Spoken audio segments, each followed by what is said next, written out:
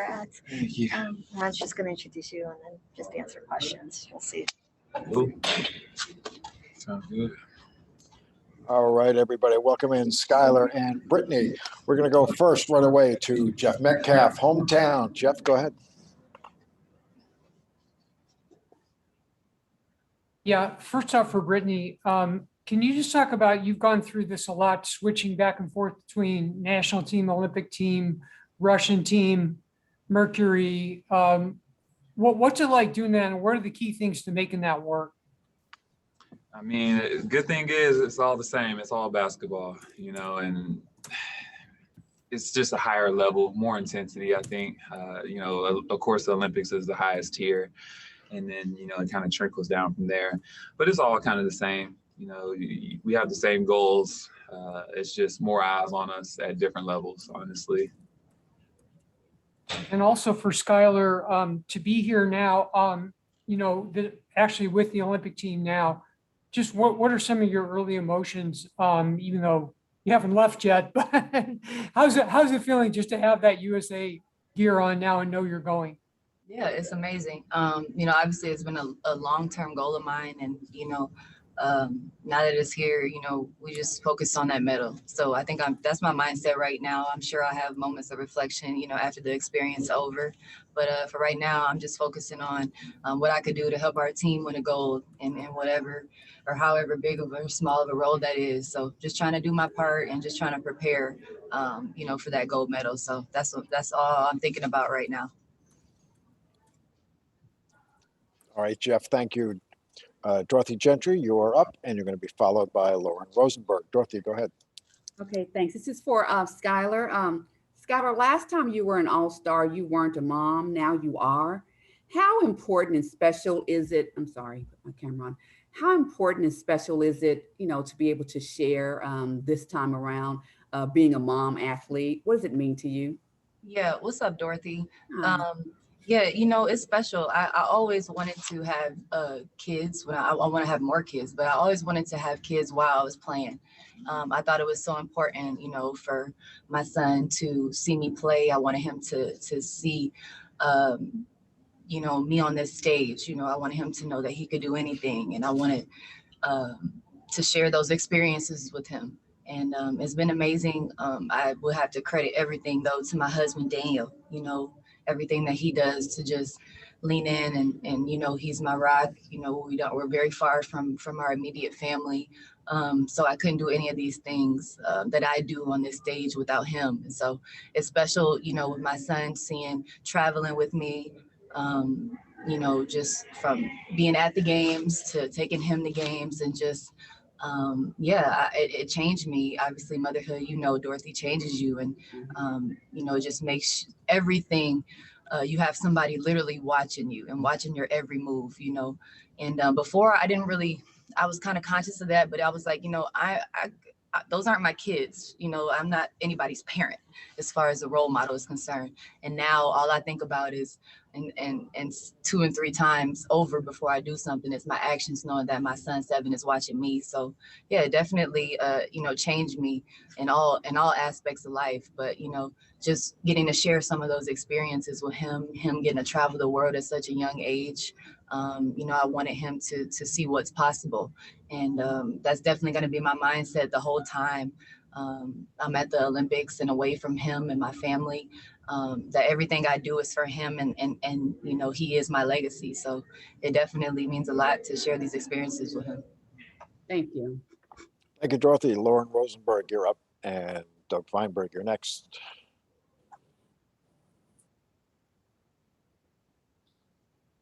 All right, can y'all hear me? Yes, we can. Go ahead. All right. Hey, what's up, BG and Sky? So this one's specifically for BG. So obviously I've asked you before about, you know, being from the H and everything, but you represent Houston so well. The city loves you.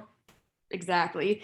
So what does it feel like, especially going in like this kind of Olympics, to be really representing Houston? Because you're probably like one of the best basketball players to come out of this city, to come out of the state in like recent years. So how does it feel to just continue going back to the Olympics and international competition while representing our great city? I appreciate that. It's very kind words. Um, you know, everything I do, I always think of Houston. Honestly, like anybody that knows somebody from Houston or from Texas, we represent it hard. And just knowing I have everybody back at home rooting me on, you know, reaching out to me, it means everything to me. And I definitely want to do Houston proud by going and just playing my best basketball that I can. Awesome. Thank y'all. All right, Doug Feinberg, you're up. Cheryl Coward, you're next. Hey, BG and Sky, you both had awesome all-star moments in the past. And I'm curious tomorrow, and has Dawn talked to you at all yet, like how you guys are approaching this? I mean, you're preparing for an Olympics, but also it's an exhibition game that obviously showcases the league. So there are times that maybe defense may not be at the forefront of people's minds in the all-star game, but is it something that, you know, you're playing a game tomorrow to get ready for the Olympics? So if you're not going to give up free layups, so to speak, as opposed to maybe in the past all-star games? Yeah, definitely a different approach. I don't know if you recall the game I want to say we were at USC before we went to Rio. It wasn't an all-star game, but we played the select team, and yeah, they almost kicked our butts. So we know it's not. I don't think it's going to be any free layups or any of that. Yeah, I mean, like, I think it's no. fool's gold to think that team on the other side ain't gonna try to beat us. I mean, at the end of the day, you know, we're gonna be competitive. I don't think it'll be the traditional setting that you see. And I know I ain't letting nobody get no free layup. No free layups. But yeah, I think it's definitely gonna be a competitive environment. You know, at the end of the day, we're all competitors. We all love this game and we all want to win. But this is all about our preparation. So our main goal is to win gold, and we want to just continue to get better every day in that preparation. Thank you. Thanks, Doug. Cheryl Coward, you're up. Danny Thompson, next. Hi, my question is for BG. Earlier today in the presser with Team WNBA, Arike asked Satu if she was going to dunk on you during the All-Star game, and Satu said yes. So just your thoughts on these rivalries, these bravado and rivalries during the All-Star game, and is it fun to have these like fun Can she dunk? out of the blue? Can she even dunk? This question for you. I mean, no one has ever tried to dunk on me. I mean, I've had dudes try, but they didn't succeed. But Last time we played, or last time we were there, you dunked. Yeah, I did. I passed it to you. Yeah, yeah. So, I mean, I don't know. It's gonna be some dunks. Just I wonder who's gonna do them. Next. All right, Danny Thompson, you're up. Skylar and BG, Danny Thompson with three-point conversion. Great to see you as always. You cutting out. Real choppy. All right, Danny, we're going to have to come back to you. An internet connection. All right, Danny, try that again real quick if you can, one time. Can he type it and then somebody tell him? All right, Danny, we're going to move to Nick McCarville with Olympics.com. Nick McCarville. Yeah, he's still trying. Danny, type your question, Danny. We'll read it for you. Sorry, Skylar, if I can ask you, is there one or two things? Can you hear me? All right, Danny, send us a text. Danny, just send us a chat. We'll see what we can do for you. We're going to move to Nick McCarville. Nick, you're up. Yeah, Skylar, is there one or two things? I mean, obviously everyone has what they have to travel with, your phone, your passport. Are there one or two things you have to take with you to Tokyo?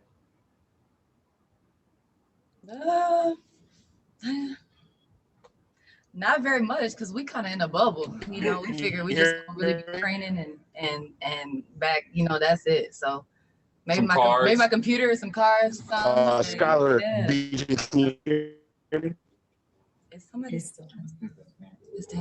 Yeah, I don't know. Probably something for some, you know, to be in the room. Probably take some cards for the plane or something. Play some spades or something with the team, or you know, my computer, watch my shows. Yeah, that's pretty much it. We're gonna be pretty low key besides the games and training over there. We'll be in a very strict bubble. Yeah. And Brittney, if I can follow up with you, 3-on-3 is making its Olympic debut. What's your perspective on the sport, on the discipline, and how excited are you to have it in the Olympics? I'm excited to watch it. Honestly, I think it's amazing that the 3-on-3 is in the Olympics. We did it in practice a couple times, and it's not 3-on-3 I remember playing and growing up, but it's intense. So, wishing them luck. USA, go out there, bring it home for us. All right, thank you. Kelly Cohen, you're up, and Alex Azzi next. Kelly. Hi, Skylar. Kelly Cohen with ESPN. I kind of want you to go through your growth at college in Notre Dame to now as an Olympian, kind of just that entire process and how you feel about that full circle. Oh yeah, I mean, well, that was long ago now. Yeah, I mean, obviously coming out, we came out the same year, and coming into the league, my rookie year, it was a challenge for me, just trying to, adapt and just trying to navigate the W and, how I fit in the W, my game, my style of play.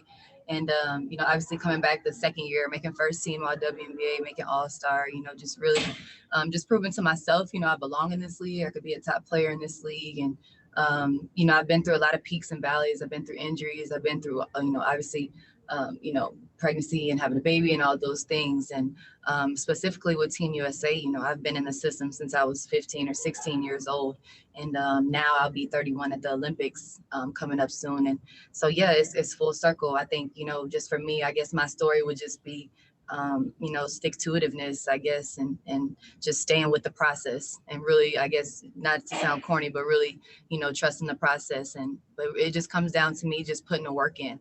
I don't go overseas. I've never been overseas before in the off season. So, my off season is a grind, just trying to, keep up with these women who, the league is competitive every year. It gets more competitive to sustain the level of play with all the talent around it and coming into the league every year. So, yeah, I've really been through a lot, and to come and finally, make the team and have the opportunity to win a gold medal. I definitely would say it's a full circle experience for me. So I'm looking forward to it. And, my eyes are just on that gold medal.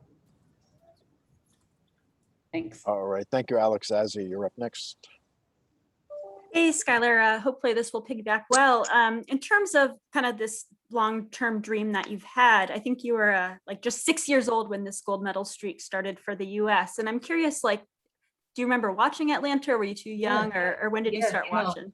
No, I do, because that was the first time I saw Black women that look like me, on that stage and playing. And I was like, oh my gosh, I can be like them, like the Lisa and the Dawn Staleys, and, seeing those women perform at that level in '96. And then I think it was the We Got Next campaign that came after that. And then shortly after was the W. So that was really the first time I saw women that look like me, WNBA players, stars. They weren't W yet. I'm talking about future WNBA, but that was the first time I saw, women playing on that stage and being highlighted like that was in the Atlanta Olympics. And yeah, I just never forget the impact it had on me. It definitely gave me, hoop aspirations. And then obviously I was 7 the next year when the league started and the W started. And, and then the Indiana Fever, I used to go and watch Catch down in Indianapolis, which was 2.5 hours, from where I grew up in South Bend. So I could go and watch those games and, see those women play. And that definitely took had an effect on me and my dreams of wanting to aspire to be in this league. All right, last question. We were able to get the question via the chat. The question was for Skylar, and it was, with you being so focused on the Mercury and their season on a daily basis, when did it finally hit you that the next road trip was to Vegas and to get prepared for your first Olympics? Sorry, can you ask me that? Sure. This was for Skylar, the question that we could not hear before. The question was, with you being so focused on the Phoenix Mercury and your season on a daily basis, when did it finally hit you that the next road trip was to Vegas and to get prepared for your first Olympics? Yeah, I still think it's kind of kicking in right now. Today was the first day of practice, and we come in.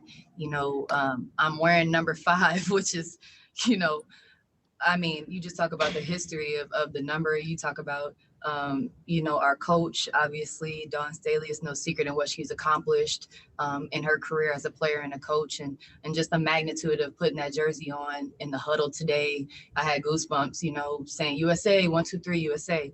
And every time we come, it's really like iron sharpens iron. You know, it's such a pedigree, high pedigree of players here, of people who've done this 4 times, 5 times, 3 times, 2 times, you know, and me just being, you know, wet behind the ears, I guess, in a sense of Olympic preparation and getting ready for the Olympics. So like I said, I haven't really, I don't even know if it hit me yet, maybe when we get to Tokyo, but, you know, I'm just so focused, like I say, on preparation. And yeah, you know, it's time to get to work now. It's not any uncertainty in my mind anymore. You're on the team now, and now it's time for me to do my part, you know, to try to go for that 7th gold medal.